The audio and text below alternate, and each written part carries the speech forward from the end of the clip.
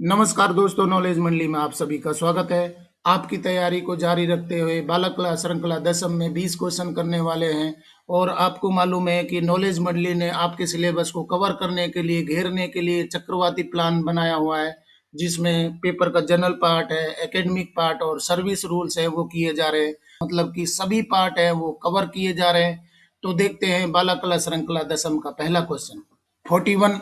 As per the decision of 66th meeting of Finance Committee of NVS held on 4th April 2019, the examination fee allowance of central level supervisor in the DEO/DIOS office has been revised from dash to dash। 4 अप्रैल 2019 को आयोजित NBS की वित्त समिति की 66वीं बैठक के निर्णय के अनुसार डीईओ डीआईओएस कार्यालय में केंद्र स्तर के पर्यवेक्षक के परीक्षा शुल्क भत्ते को संशोधित करके डैश से डैश किया गया है। मतलब कि एनबीएस ने जो परीक्षा के लिए डीईओ या डीआईओएस लगाते हैं तो उनकी फीस है, उनके रिम्यूनरेशन है, वो कितने से कितने बढ़ा दिए। ऑप्शन देख लेते हैं। ₹400 to ₹540, B ₹1000 to ₹1350, C ₹500 to 675, D ₹1500 to ₹2025। सही उत्तर हो जाएगा ₹500 टू ₹675। मतलब कि यहाँ पर रिवाइज्ड किया गया है। पहले कितना था? ₹500 था, ₹500 था, जिसको बढ़ा दिया गया है, 675 कर दिया गया है। इसको बढ़ाया गया है, 675 कर दिया गया है। ये 66th मीटिंग हुई थी, फाइनेंस कमेटी की मीटिंग हुई थी एनवीएस की, और ये संपन्न हुई थी 4 अप्रैल 2019 को हुई थी, जहां पर एग्जामिनेशन फी अलाउंस है वो सेंट्रल लेवल सुपरवाइजर और डीईओ या डीआईओएस है, ऑफिस के लिए जो कर्मचारी है उनके उनका रिम्यूनरेशन है या एग्जामिनेशन फी है वो ₹500 से बढ़ा करके और उसको कर दिया गया ₹675 कर दिया गया है। तो सही उत्तर हमारा हो जाएगा सी हो जाएगा। यहाँ पर सही उत्तर सी हो जाएगा। 500 टू ₹6,000, 500 टू ₹675। देखते हैं question number 42। A central government employee to the extent of dash per month per child for his son daughter hostel subsidy is admissible effective from 1st July 2017। केंद्र सरकार के कर्मचारी को उसके पुत्र पुत्री के लिए प्रति बच्चा डैश प्रति माह की सीमा तक 1 जुलाई 2017 से प्रभावी छात्रावास सब्सिडी स्वीकार्य है। मतलब कि कितने रुपए उसको हॉस्टल सब्सिडी के रूप में मिलेंगे। हॉस्टल सब्सिडी और चिल्ड्रन एजुकेशन असिस्टेंस है वो दिया जाता है। तो 1 जुलाई 2017 से क्या उसको रिवाइज कर दिया गया, कितनी मात्रा में कर दिया गया है, क्या अमाउंट हो जाएगी। ऑप्शन देख लेते हैं। ₹6,700, ₹5,750, ₹6,050, ₹6,750। तो सही उत्तर हमारा हो जाएगा डी हो जाएगा, ₹6,750। मतलब कि a central government employee to the extent of ₹6,750, यहाँ पर हो जाएगा ₹6750 per month per child for his son daughter hostel subsidy is admissible. और ये इफेक्टिव हुआ है 1 जुलाई 2017 से, क्योंकि अलाउंसेज है वो सेंट्रल गवर्नमेंट ने 7 सीपीसी के बाद में एप्लीकेबल किए, लागू किए जुलाई 2017 से। तो यहाँ पर आ जाएगा एक केंद्र सरकार के कर्मचारी को उसके पुत्र पुत्री के लिए प्रति बच्चा ₹6750 प्रति बच्चा प्रति माह की दर से सीमा है वो निर्धारित कर दी है। जो छात्रावास सब्सिडी मिलती है वो ₹6750 उसको मिलेगी। सही उत्तर हमारा हो जाएगा डी हो जाएगा। देख लेते हैं अगला सवाल 43। As per the POCSO act 2012 child means any person below the age of dash years. POCSO अधिनियम 2012 के अनुसार बच्चे का अर्थ डैश वर्ष से कम आयु का कोई भी व्यक्ति है। तो बच्चा किसको बोलेंगे? पोक्सो एक्ट के तहत चाइल्ड या बच्चा किसको कहेंगे? ऑप्शन देख लेते हैं। 12 ईयर्स, 6 ईयर्स, 18 ईयर्स, 14 ईयर्स। तो कितने साल से कम के उम्र के बच्चे को हम बच्चा बोलेंगे?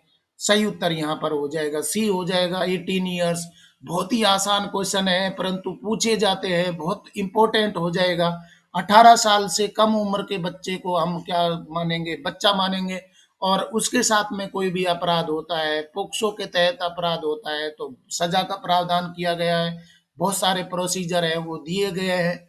तो यहाँ पर पोक्सो एक्ट पर कंप्लीट सीरीज है, मेरे चैनल पर अवेलेबल है, आप जरूर देखिए। Sariska series is dedicated to MCQs on POCSO act in school system. तो आपने अगर सरिस्का सीरीज नहीं देखी है तो जरूर देखिए। पोक्सो पर कितने प्रकार के क्वेश्चन हो सकते हैं, बिल्कुल अपडेटेड और यूनिक सीरीज है, वो चैनल पर अवेलेबल है, आप जरूर देखिए। यहाँ पर पोक्सो अधिनियम 2012 के अनुसार बच्चे का अर्थ हो जाएगा 18 वर्ष से कम उम्र का कोई भी व्यक्ति है वो होगा बच्चा कहलाएगा। सही उत्तर हो जाएगा सी। क्वेश्चन देख लेते हैं 44। According to the application form for gratuity by an employee, which of the following criteria parameter should be part of the description? तो कौन कौन सी चीजें हैं एप्लीकेशन में होनी चाहिए ग्रेचुटी का। अगर एप्लीकेशन लगाना चाहते हैं, ग्रेचुटी प्राप्त करना चाहते हैं, तो उस एप्लीकेशन में कौन कौन सी चीजें होनी चाहिए, कौन कौन से डिस्क्रिप्शन होने चाहिए, कौन कौन से पैरामीटर है बायोडेटा में होने चाहिए। यहाँ पर देख लेते, पहला है फुल नेम, सेकंड है marital status of the applicant, third religion of the applicant, और फोर्थ है लास्ट ड्रॉन पे। तो इनमें से कौन कौन सी चीजें एप्लीकेशन फॉर्म में होनी चाहिए ग्रेचुटी के लिए, देख लेते हैं हिंदी अर्थ। एक कर्मचारी द्वारा उपदान ग्रेचुटी के आवेदन के फॉर्म के अनुसार उपर्युक्त में से कौन सा मापदंड पैरामीटर विवरण का हिस्सा होना चाहिए। ऑप्शन है first second, second third, first second and fourth, और डी है फर्स्ट एंड फोर्थ। तो सही उत्तर हमारा हो जाएगा डी फर्स्ट एंड फोर्थ। मतलब कि एक कर्मचारी द्वारा उपदान ग्रेचुटी के आवेदन के फॉर्म के अनुसार उपर्युक्त में से कौन सा मापदंड या पैरामीटर विवरण का हिस्सा होना चाहिए, जो विवरण ही आप दे रहे हैं उसका हिस्सा होना चाहिए। तो पहला और चौथा सही है, मतलब कि फुल नेम होना चाहिए, पूरा नाम होना चाहिए, और लास्ट पे ड्रॉन मतलब कि फुल नेम हो, पूरा नाम हो, और साथ में अंतिम वेतन कितना प्राप्त किया गया है वो एप्लीकेशन फॉर्म में होना चाहिए ग्रेच्युटी के मामले में। सही उत्तर हमारा हो जाएगा डी हो जाएगा। Question number 45। What amount of the school development fund is to be collected from the students whose parents are government servants except students of exempted category? विद्यालय विकास निधि का कितना हिस्सा उन छात्रों से एकत्र किया जाना होता है जिनके माता पिता सरकारी कर्मचारी हैं, छूट प्राप्त श्रेणी के छात्रों को छोड़ करके। तो कितनी मात्रा में फीस है वो कलेक्ट की जाएगी, मतलब कि एनवीएन नवोदय विकास निधि में कलेक्ट की जाएगी। तो ऑप्शन देख लेते हैं, ₹2500, ₹500, ₹1500, और डी है ₹600। सही उत्तर हमारा हो जाएगा सी ₹1500, मतलब कि 1500 रुपये है वो एनवीएन के तहत कलेक्ट किए जाएंगे फीस के रूप में, प्रति माह लिए जाएंगे, पर मंथ उससे कलेक्ट किए जाएंगे। किसके तहत लिए जाएंगे, एनवीएन के तहत लिए जाएंगे। दोस्तों आपको मालूम है कि एनवीएन के तहत जो फीस रखी गई है वो नॉर्मल बच्चे के लिए 600 है। सही उत्तर हमारा हो जाएगा सी हो जाएगा। क्वेश्चन देख लेते हैं 46। Under the Right to Information RTI Act 2005, a public authority is not required to maintain records for a period exceeding dash years. सूचना का अधिकार आरटीआई अधिनियम 2005 के लिए किसी सार्वजनिक प्राधिकरण को डैश वर्ष से अधिक की अवधि के लिए रिकॉर्ड बनाए रखने की आवश्यकता नहीं है। मतलब कि कितने दिनों तक उसको रिकॉर्ड है वो रखना होगा, इसकी अधिकतम समय है वो क्या बताया गया। ऑप्शन देख लेते हैं, 20 years, 10 years, 15 years, 5 years. RTI के तहत कोई सार्वजनिक प्राधिकरण है तो कितने दिनों तक उसको रिकॉर्ड है वो रखना होगा। सही उत्तर यहाँ पर हो जाएगा ए हो जाएगा, 20 ईयर्स हो जाएगा, मतलब कि 20 वर्ष तक उसको रिकॉर्ड है वो रखना होगा। Under the right to information RTI act 2005, a public authority is not required to maintain records for a period exceeding 20 years, मतलब कि 20 साल तक उसको रिकॉर्ड रखना होगा, उसके बाद में रखने की जरूरत नहीं होगी। तो 20 साल का काफी लंबा समय होता है, 20 साल तक उसको रिकॉर्ड है वो मेंटेन करना पड़ेगा, स्टोर करना पड़ेगा, प्रिजर्व करना पड़ेगा। तो सही उत्तर यहाँ पर हो जाएगा ए हो जाएगा, 20 ईयर्स। डियर फ्रेंड्स, नॉलेज मंडली के प्ले लिस्ट में जाइए, वहां पर आरटीआई पर आधारित बहुत सारे क्वेश्चन है, आप सभी प्रकार के क्वेश्चंस को पढ़ करके और तैयार कर सकते हैं। आरटीआई पर आधारित कोई क्वेश्चन आते हैं तो देखते हैं question number 47। As per submission of revised estimates RE 2021-22 and budget estimates 2022-23 B, based on the requirement of books in the library, books for the library can be procured as per actual requirement subject to a limit of dash per school। संशोधित अनुमान मतलब कि आरई है revised estimate 2021-22 और budget अनुमान 2022-23 की प्रस्तुति के अनुसार पुस्तकालय हेतु पुस्तकों की खरीद के लिए प्रति विद्यालय डैश की उच्चतम सीमा के अधीन पुस्तकालय की पुस्तकों के तहत आवश्यकता को वास्तविक आवश्यकता के आधार पर प्रस्तावित किया जा सकता है। मतलब कि कितने हजार रुपए तक इसको बनाया जा सकता है, आप प्रस्ताव भेज सकते हैं। तो मैक्सिमम लिमिट उसकी कितनी रखी गई है, ऑप्शन देख लेते हैं। ₹75,000, बी ₹1,00,000, सी ₹50,000, डी ₹1,50,000। सही उत्तर हमारा हो जाएगा बी 1,00,000। मतलब 1,00,000 रुपए तक की आप उच्चतम रिक्वायरमेंट है वो दे सकते हैं। 1,00,000 रुपए तक की किताबें आप खरीद सकते हैं वास्तविक रिक्वायरमेंट के तहत। सही उत्तर यहाँ पर आ जाएगा आपका बी आ जाएगा 1,00,000 रुपीज। डियर फ्रेंड्स, क्वेश्चन पसंद आ रहे हैं तो लाइक बटन जरूर दबाइए। देखते हैं अगला सवाल 48। The Sexual Harassment of Women at Workplace Prevention, Prohibition and Redressal Act 2013 according to which of the following is a type of sexual harassment। तो कौन कौन से पॉइंट हैं जो सेक्सुअल हरासमेंट में आएंगे, देख लेते point. Physical contact and forward movement, demand और request for sexual favours, third है मेकिंग ऑफ सीन रिमार्क्स, और फोर्थ है शोविंग पोर्नोग्राफी। तो कौन कौन सी चीजें हैं इसमें सेक्सुअल हरासमेंट में आ जाएंगी, हिंदी अर्थ देख लेते हैं। कार्यस्थल पर महिलाओं का यौन उत्पीड़न रोकथाम निषेध निवारण अधिनियम 2013 के अनुसार उपर्युक्त में से कौन सा यौन उत्पीड़न का एक प्रकार है, इनमें से कौन सा यौन उत्पीड़न का एक प्रकार हो जाएगा। ऑप्शन देख लेते हैं। First, second and third only, first and second only, only second and third, और डी है first second third and fourth. तो सही उत्तर क्या होना चाहिए, निश्चित रूप से आपको पता है सेक्सुअल हरासमेंट में ये सभी चीजें शामिल हो जाएंगी। डी उत्तर हमारा हो जाएगा। सभी पॉइंट है शामिल किए जाएंगे, सेक्सुअल हरासमेंट की श्रेणी में आएंगे। Physical contact and forward movement मतलब कि फिजिकल कांटेक्ट करना और इस तरीके के एक्ट में इन्वॉल्व हो जाना, आगे बढ़ जाना। साथ में सेकंड पॉइंट है डिमांड और रिक्वेस्ट फॉर सेक्सुअल फेवर्स मतलब कि मांग करना या निवेदन करना सेक्सुअल फेवर के लिए, कोई अश्लील इशारे करना, कोई चिन्ह दिखाना, रिमार्क दिखाना, और शोविंग पोर्नोग्राफी। ये सभी पॉइंट है किस में आ जाएंगे, सेक्सुअल हरासमेंट में। और सेक्सुअल हरासमेंट को रोका गया है, sexual harassment of women at work place prevention prohibition and redressal act है, ये बनाया गया 2013 में। यहाँ पर सही उत्तर हमारा हो जाएगा D, first second third and fourth all are come into category of sexual harassment. Next question 49. Sexual Harassment of Women at Workplace Prevention, Prohibition and Redressal Act 2013 came into force on which date? कार्यस्थल पर महिलाओं का यौन उत्पीड़न रोकथाम निषेध निवारण अधिनियम 2013 किस तारीख को प्रभावी हुआ। इस प्रकार के छोटे छोटे क्वेश्चन हैं वो भी पूछ लिए जाते हैं। ऑप्शन देख लेते हैं। 20th December 2013, 19th December 2013, 9 December 2013, 10th December 2013। सही उत्तर हमारा हो जाएगा सी।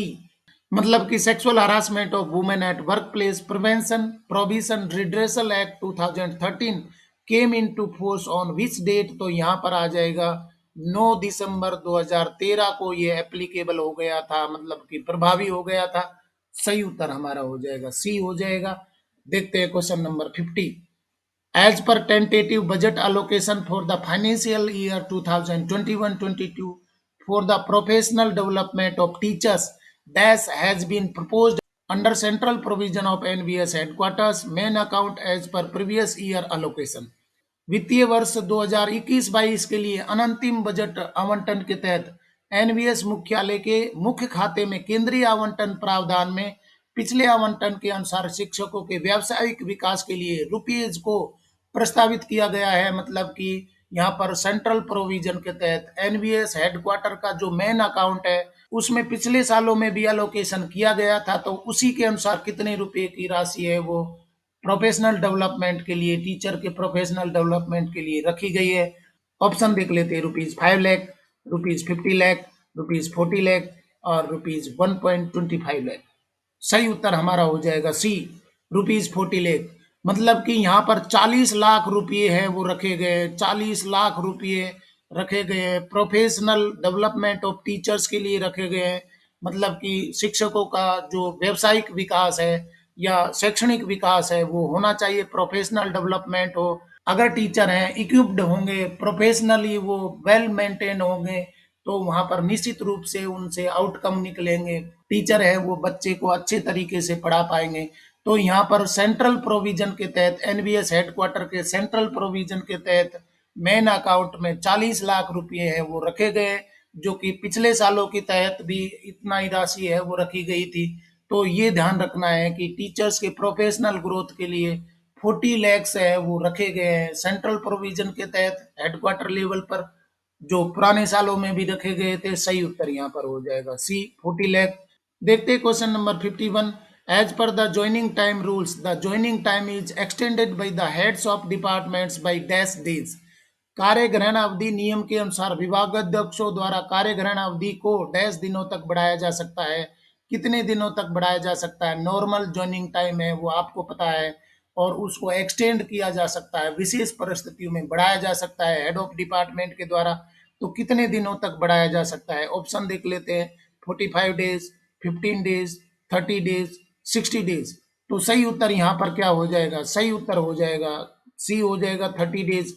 मतलब कि 30 दिनों तक बढ़ाया जा सकता है। यहाँ पर आपके आ जाएगा 30 दिन आ जाएगा। कार्य ग्रहण अवधि नियम के अनुसार विभागाध्यक्षों द्वारा कार्य ग्रहण अवधि को 30 दिनों तक बढ़ाया जा सकता है। Right answer will be C, 30 days. Move to question number 52। The fundamental rules were implemented on dash. मौलिक नियम को लागू किए गए थे, कौन सी तारीख से वो एप्लीकेबल हो गए थे, लागू हो गए थे? ऑप्शन देख लेते हैं, 1 जनवरी 1921, 1 जनवरी 1922, 1 जनवरी 1923, 1 जनवरी 1920।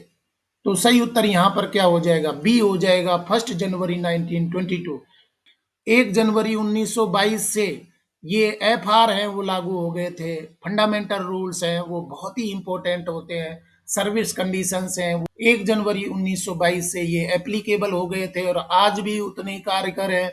उनमें थोड़े बहुत बदलाव किए गए हैं। तो जो सर्विस रूल्स हैं वो फंडामेंटल रूल्स हैं, इसमें सर्विस कंडीशंस हैं और कर्मचारी के हक भी बताए गए हैं, उनकी सेवाएं हैं वो भी बताई गई हैं। तो सारी बातें हैं वो बताई गई है फंडामेंटल रूल्स में, मतलब कि एफआरएसआर में बताई गई है।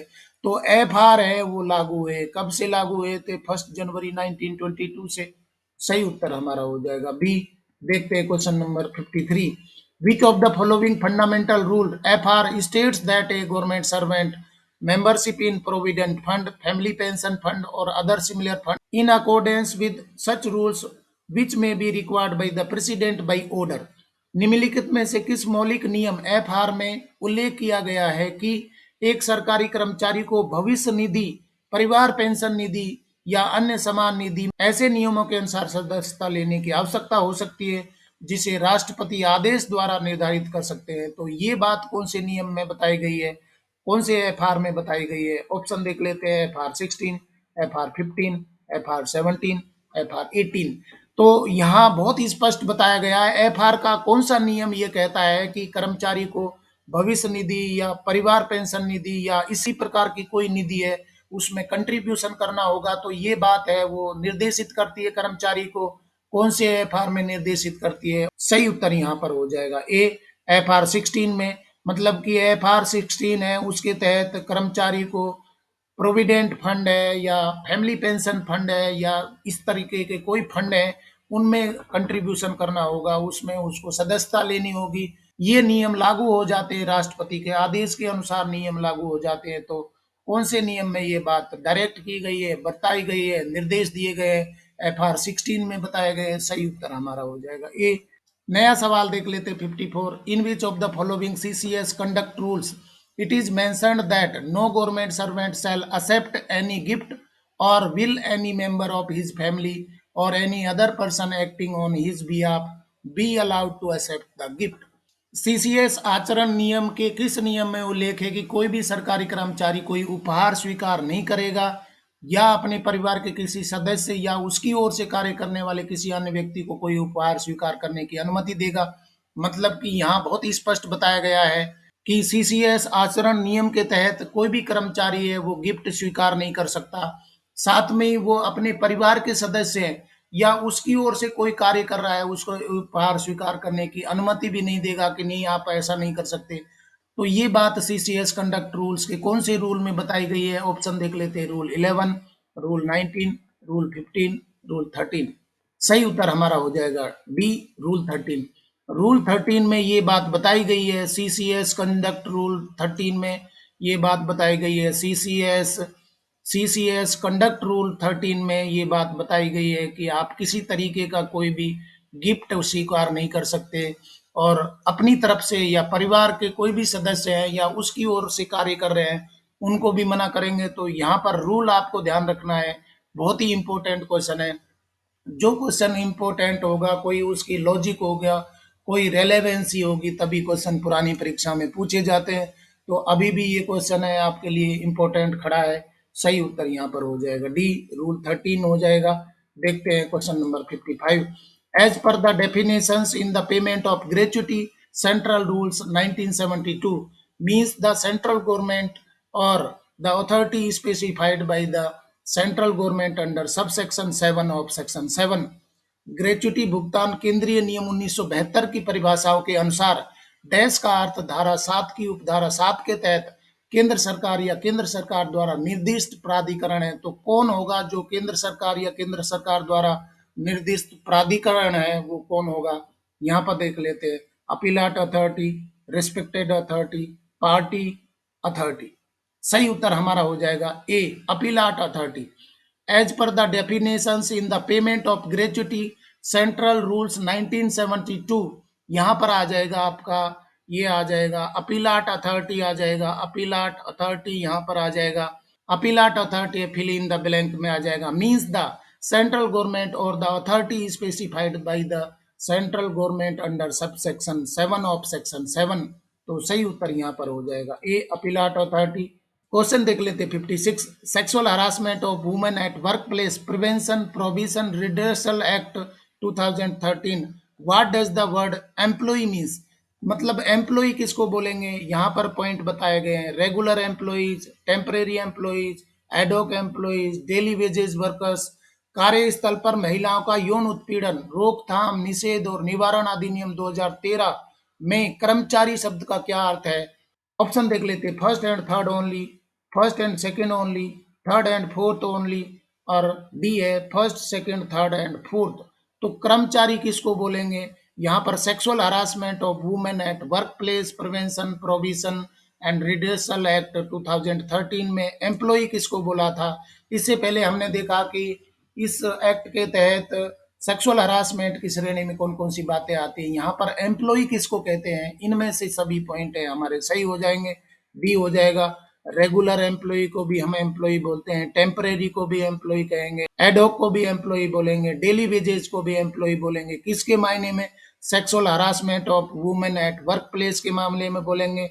ये जो एक्ट बना था 2013 में, इसके तहत ये सभी है वो आ जाएंगे, कर्मचारी की श्रेणी में आ जाएंगे। हमारा उत्तर हो जाएगा डी। देखते हैं क्वेश्चन नंबर 57।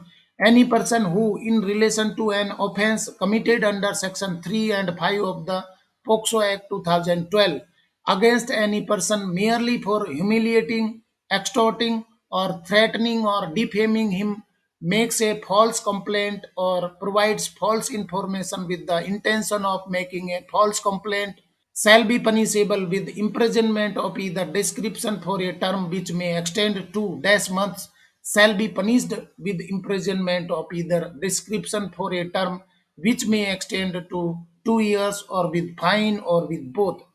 कोई भी व्यक्ति जो पोक्सो अधिनियम 2012 की धारा 3 और 5 के तहत किए गए अपराध के संबंध में किसी भी व्यक्ति के खिलाफ केवल उसे अपमानित करने, जबरन वसूली करने या धमकी देने या बदनाम करने के इरादे से झूठी शिकायत करता है या झूठी जानकारी प्रदान करता है उसे डैश महीने तक की अवधि के कारावास या अर्थदंड अथवा दोनों से दंडित किया जा सकता है। मतलब कि यहाँ बताया गया है कि पोक्सो एक्ट की धाराएं कौन सी है।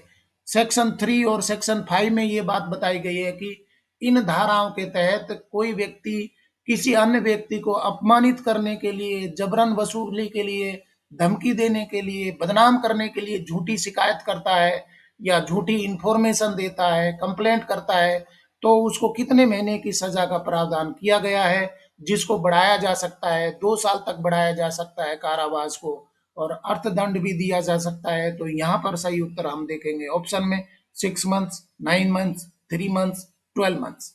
करेक्ट आंसर हमारा हो जाएगा ए 6 मंथ। 6 महीने की सजा का प्रावधान किया गया। 6 महीने की सजा यहाँ पर हो सकती है अगर कोई व्यक्ति है वो सेक्शन 3 या सेक्शन 5 में किसी व्यक्ति को डिफेम करना चाहता है, थ्रेटनिंग करना चाहता है, एक्सटोर्टिंग करना चाहता है, ह्यूमिलेटिंग करना चाहता है और झूठी रिपोर्ट देता है, तो 6 महीने की सजा का प्रावधान किया गया है। डियर फ्रेंड्स, मेरे चैनल पर पोक्सो एक्ट है, कंप्लीट दिया गया है। वहां पर अगर सूचना नहीं दी जाती है तो भी सजा का प्रावधान किया गया है। ये बात भी बताई गई है कि कंप्लेंट या रिपोर्ट करना आवश्यक हो जाएगा, परंतु झूठी रिपोर्ट करेंगे तो भी सजा का प्रावधान है। मतलब सूचना नहीं देंगे, रिपोर्ट नहीं करेंगे तो भी सजा का प्रावधान, और झूठी करते हैं तो सजा का प्रावधान। तो सही बात रखिए, सही बातें करिए, आप सेफ रहेंगे, सुरक्षित रहेंगे, परंतु सूचित जरूर करिए अगर आप इस तरीके की घटना देखते हैं तो पोक्सो एक्ट के सारे क्वेश्चंस के लिए आप देखिए सरिस्का सीरीज, यहाँ पर सही उत्तर हो जाएगा ए 6 मंथ। क्वेश्चन देख लेते 58, what is the abbreviation for AMA. AMA किसका संक्षिप्त रूप है। ऑप्शन देख लेते हैं, advance medical attendance, authorised medical attendant, allopathic medical attendance, और डी है आयुर्वेदा मेडिकल अटेंडेंट। सही उत्तर यहाँ पर क्या हो जाएगा, बी हो जाएगा, ऑथराइज्ड मेडिकल अटेंडेंट हो जाएगा। यहाँ पर एडवांस नहीं हो सकता है, एलोपैथिक नहीं होगा, आयुर्वेदिक नहीं होगा, ऑथोराइज्ड होगा। ऑथोराइज्ड मेडिकल अटेंडेंट है उसको आप बोलेंगे, एएमए बोलेंगे। मतलब कि जिस डॉक्टर से आप इलाज ले सकते हैं, सेंट्रल गवर्नमेंट के जो मेडिकल अटेंडेंस रूल्स है उनके तहत ऑथराइज मेडिकल अटेंडेंट है उसको आप क्या बोलेंगे, एएमए बोलेंगे। और एएमए कौन होंगे, जो आपके नियरेस्ट हॉस्पिटल है, गवर्नमेंट हॉस्पिटल या स्टेट गवर्नमेंट का हॉस्पिटल है, उसको भी एएमए आप नियुक्त कर सकते हैं। प्राइवेट हॉस्पिटल है उसको भी एएमए नियुक्त कर सकते हैं। तो एएमए के रूल क्या है, मेरे चैनल पर मेडिकल अटेंडेंस रूल्स पर बहुत सारे क्वेश्चंस है वो दिए गए हैं। अगर आपने नहीं देखे तो जरूर देखिए। यहाँ पर एएमए का फुल फॉर्म हो जाएगा ऑथराइज मेडिकल अटेंडेंट। क्वेश्चन देखते हैं 59, defence services means services under the ministry of defence of the government of India and paid by the defence service estimates and the army act 1950 46 of 1950, the navy act 1957 62 of 1957 and the Air Force Act 1950 45 of 1950 in relation to the meaning of the defense service, which of the following is the central civil services classification, control and appeal rules mentioned above, where these rules are defined। रक्षा सेवाओं का अर्थ भारत सरकार के रक्षा मंत्रालय के अधीन सेवाएं हैं और जिनका भुगतान रक्षा सेवा प्राकलन से किया जाता है।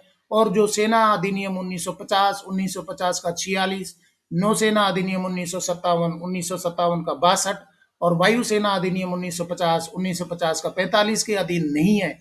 रक्षा सेवा के अर्थ के संबंध में निम्नलिखित में से कौन सा ऊपर उल्लेखित केंद्रीय सिविल सेवा वर्गीकरण, नियंत्रण और अपील नियम परिभाषित किया गया है। तो रक्षा सेवा है वो केंद्रीय सिविल सेवा वर्गीकरण, नियंत्रण और अपील के तहत परिभाषित किया गया है। ऑप्शन देख लेते हैं, CCS CCA rule 3, CCS CCA rule 1 और CCS CCA rule 4, CCS CCA rule 2।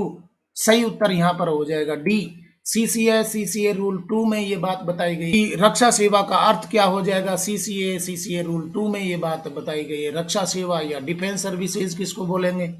सही उत्तर हमारा हो जाएगा डी। और साथियों देख लेते बालक कला श्रृंखला 10वीं का अंतिम question 60, child education assistance for children with disabilities, children of central government employees up to the age of dash years is available. बाल शिक्षा सहायता दिव्यांग बच्चों केंद्र सरकार के कर्मचारियों के लिए डैश वर्ष की आयु तक उपलब्ध है। ऑप्शन देख लेते हैं, 22 ईयर्स, 25 ईयर्स, 20 ईयर्स, 18 ईयर्स।